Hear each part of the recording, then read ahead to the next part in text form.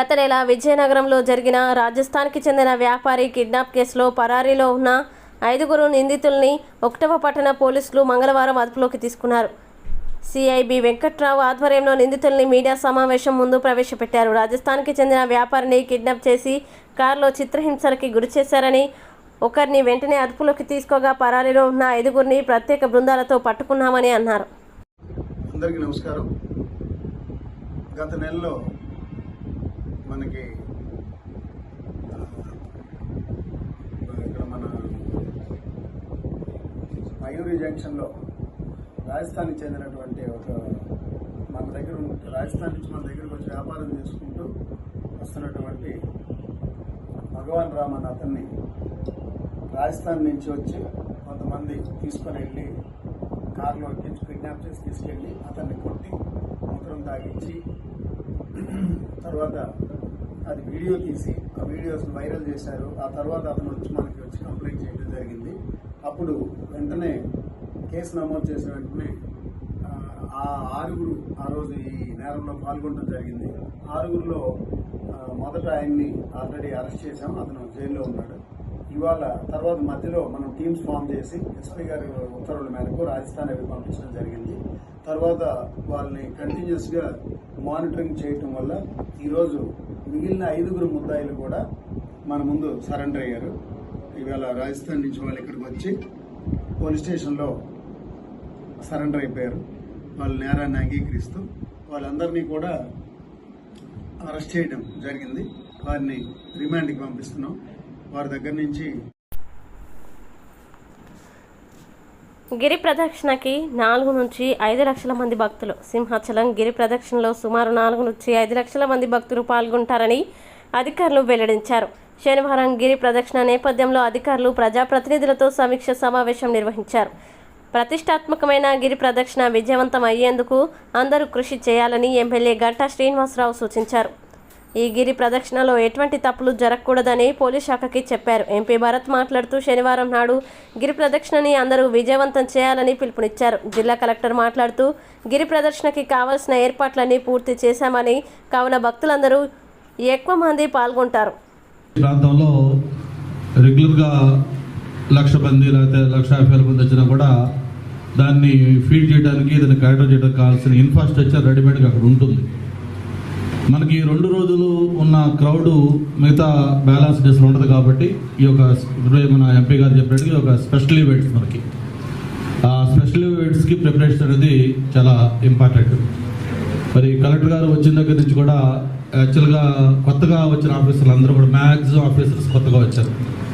Commissioner గారు కానీ collector గారు మెయిన్ ఎవరైతే king pins of the districts ఉన్నారో వాళ్ళందరూ కూడా మెజార్టీ కొత్తగా వచ్చే ఆఫీసర్స్.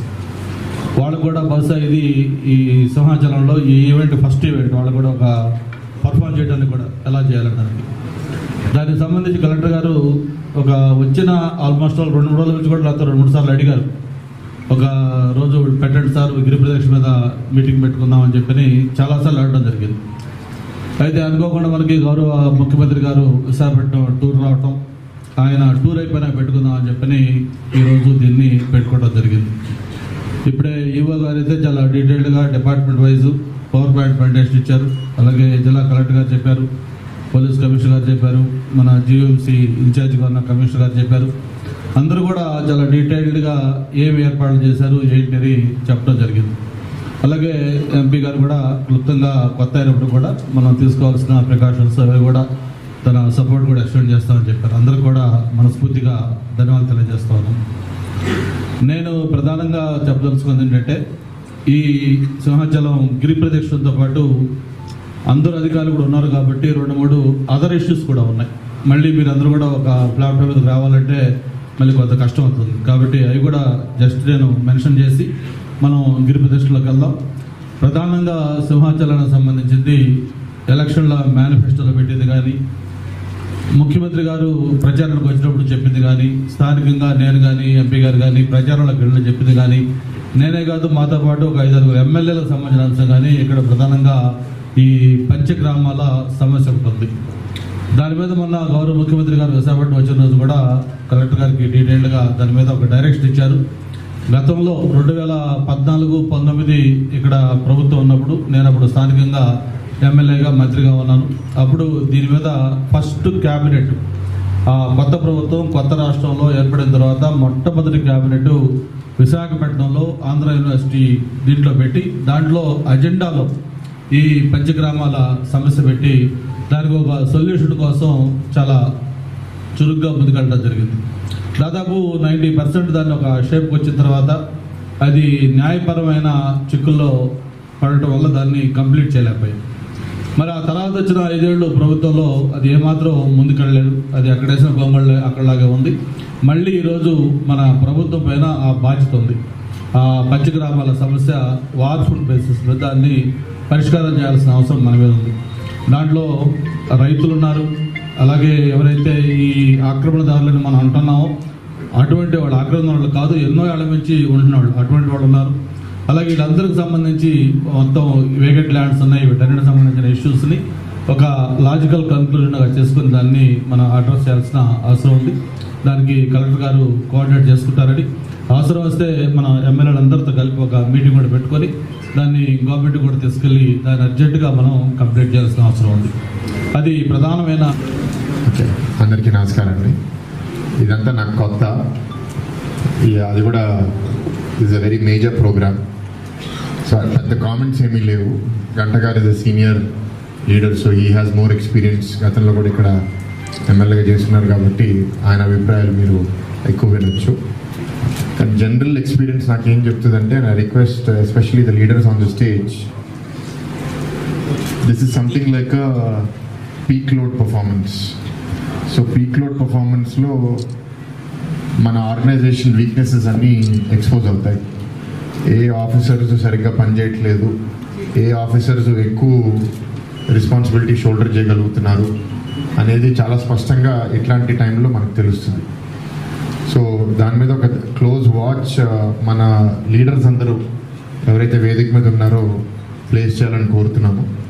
ఎందుకంటే ఈ ఈవెంట్ వరకు నాకు పెద్ద కామెంట్స్ లేకపోయినా సరే ఇంకా 5 ఏళ్ళు ప్రభుత్వం ఉంది కాబట్టి ఈ ఈవెంట్ ఒక అవకాశంగా వాడుకుని ఏ ఆఫీసర్స్ వీక్నెసెస్ ఉన్నాయో మనం తేల్చుకుంటే భవిష్యత్తులో కూడా పరిపాలన ఈ ప్రాంతంలో బాగా ఇవ్వచ్చు అని నమ్ముతున్నాను.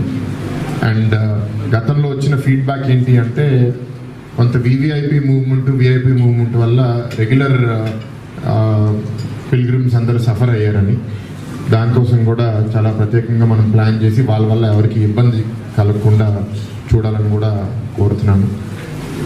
అండ్ మా వంతు ఏదన్నా సహాయం లేకపోతే ఆలోచన ఏదైనా చేయాలంటే మాకు కూడా చెప్పండి. ఎందుకంటే it's completely shouldered on your responsibilities today. Our contribution is advisory at this level. But next year, అంటే ఈ ఇయర్ నుంచి నేర్చుకుని నెక్స్ట్ ఇయర్కి ఇంకా చాలా యాక్టివ్గా టేక్ పార్ట్ చేస్తాము. So I don't have that much more to add. Only thing ఏంటి అంటే ఇలాంటి ప్లాన్ చేయడం జరిగింది సార్.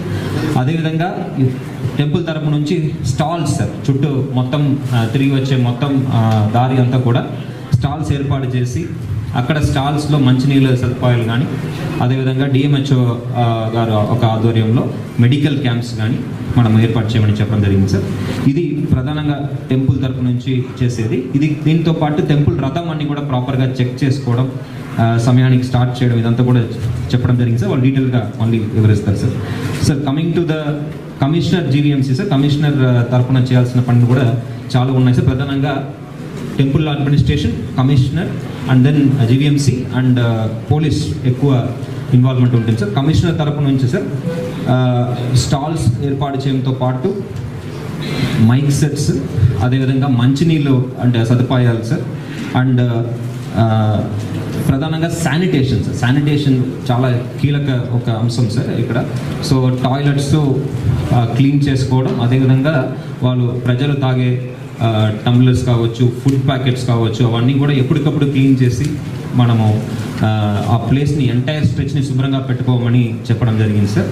అండ్ కొన్ని ప్లేసెస్లో లైటింగ్ కొంత గ్యాప్స్ ఉన్నాయి సార్. పర్మనెంట్ లైటింగ్ లేని చోట్ల లైటింగ్ ఏర్పాట్లు కూడా జీవీఎంసీ ద్వారా చేపడుతున్నాం సార్. ఈసారి దాదాపు 290 దాకా టెంపరీ టాయిలెట్స్ ఏర్పాటు చేస్తున్నాం సార్.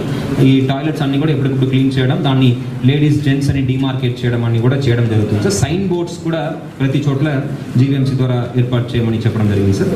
దెన్ ఇక్కడ వెళ్ళే దారిలో అప్పుగర్ ఘాట్ దగ్గర వాళ్ళు సముద్రానికి వెళ్ళి స్నానం చేయడం జరుగుతుంది సార్. అక్కడ కూడా లెవెలింగ్ చేసుకోవడం, బ్యారికేడింగ్ చేయడం, చేంజింగ్ రూమ్ ఏర్పాటు చేయడం, సీవర్డ్ సైడ్, ల్యాండ్వర్డ్ సైడ్ రెండు వైపు కూడా లైటింగ్ ఏర్పాటు చేసుకోవడం. దాంతోపాటు ఫిషర్మెన్ కూడా ఒక 40 మంది దాకా అక్కడ పెట్టమని చెప్పడం జరిగింది sir through fisheries department sir. So that nobody gets washed away and get in to any trouble sir.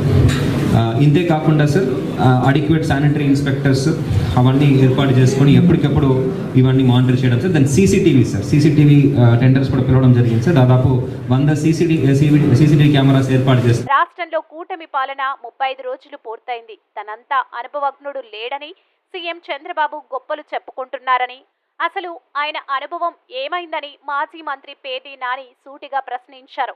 4 అసత్యాలు 10 అబద్ధాలతో చంద్రబాబు శ్వేతపత్రాలు ఉన్నాయని, నెల రోజులుగా కాలక్షేపం చేస్తూ వైఎస్ జగన్ను దూషించడమే పనిగా పెట్టుకున్నారని మండిపడ్డారు. తాడేపల్లిలోని పార్టీ కార్యాలయంలో పేర్ని నాని మీడియాతో మాట్లాడారు.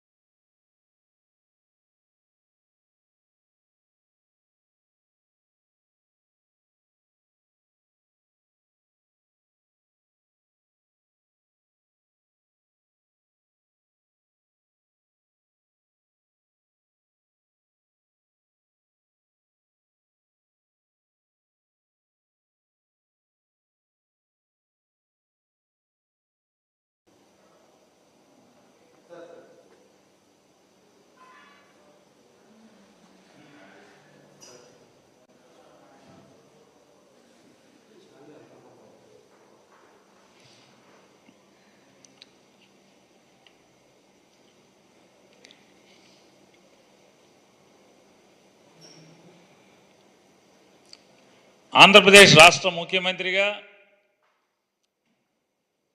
నారా చంద్రబాబు నాయుడు గారు అట్లాగే ఆయన సహచర మంత్రివర్గం ఏర్పడి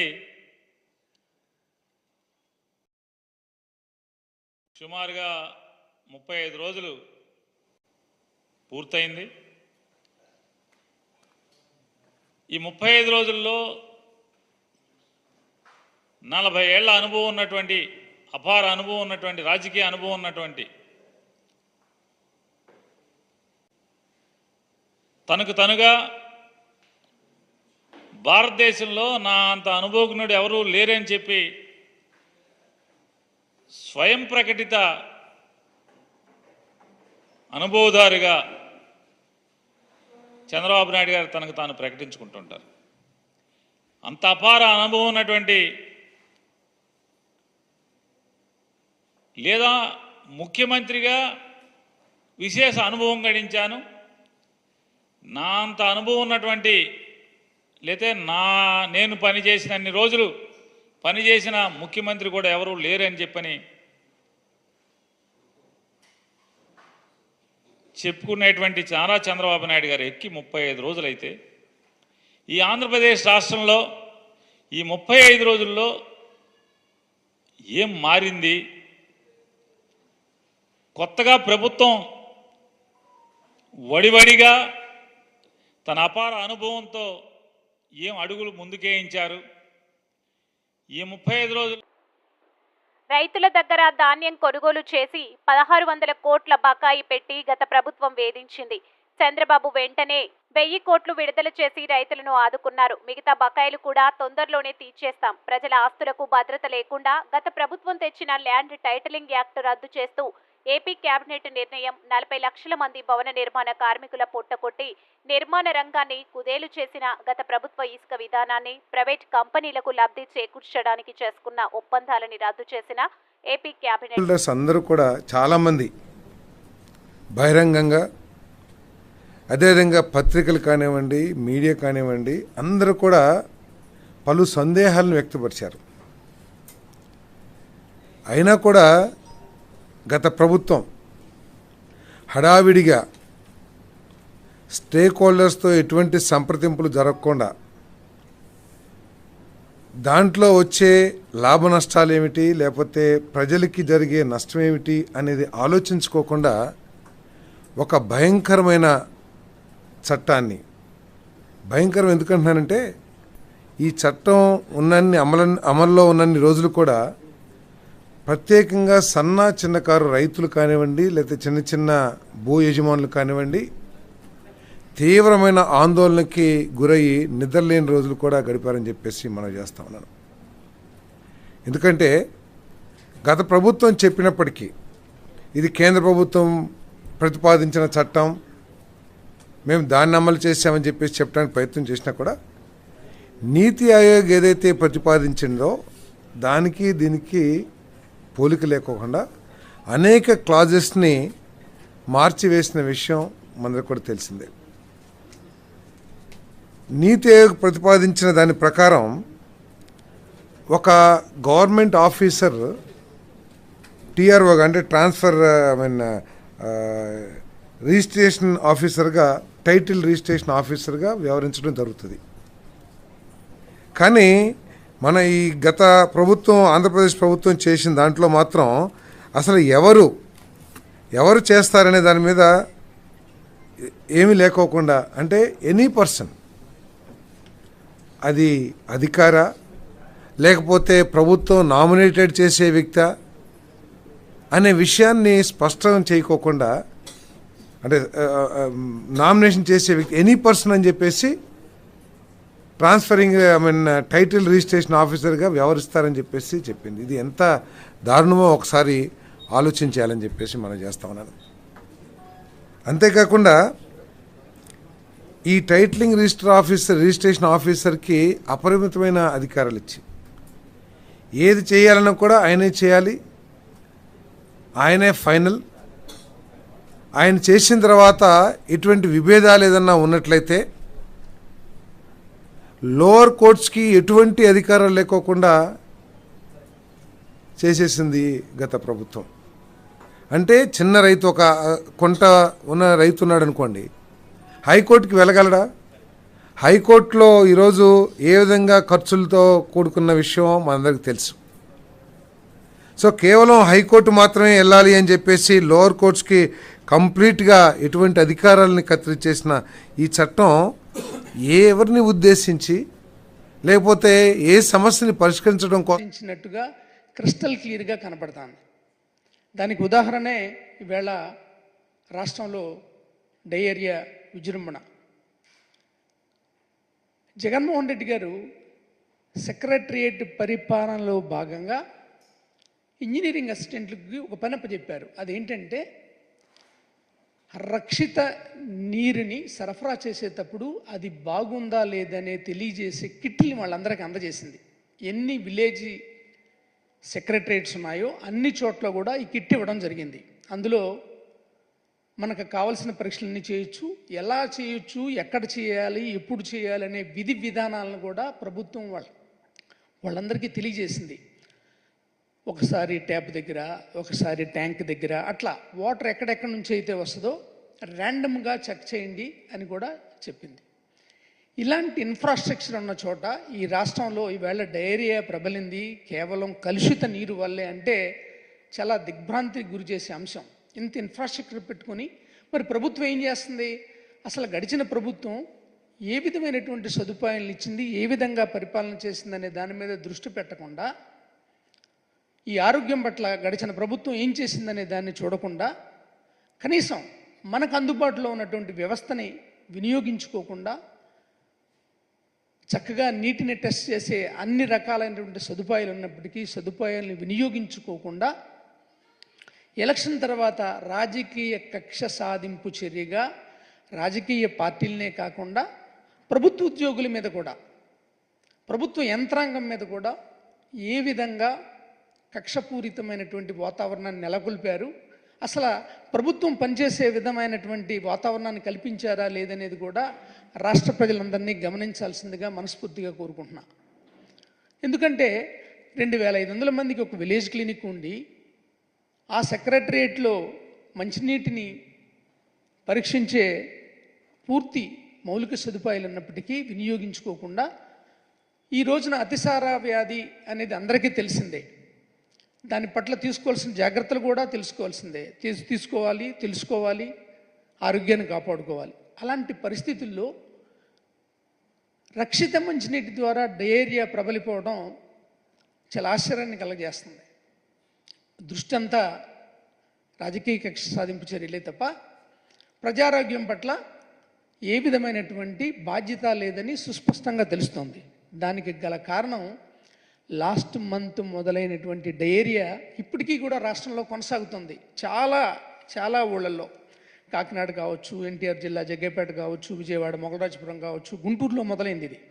గుంటూరు నుంచి తిరుపతి కావచ్చు, కర్నూలు కావచ్చు, ఇలా అన్ని చోట్ల, కడప కావచ్చు, తూర్పుగోదావరి కావచ్చు, నెల్లూరు కావచ్చు, ఈ అన్ని జిల్లాల్లో కూడా ఇప్పుడు డయేరియా కనపడతాను.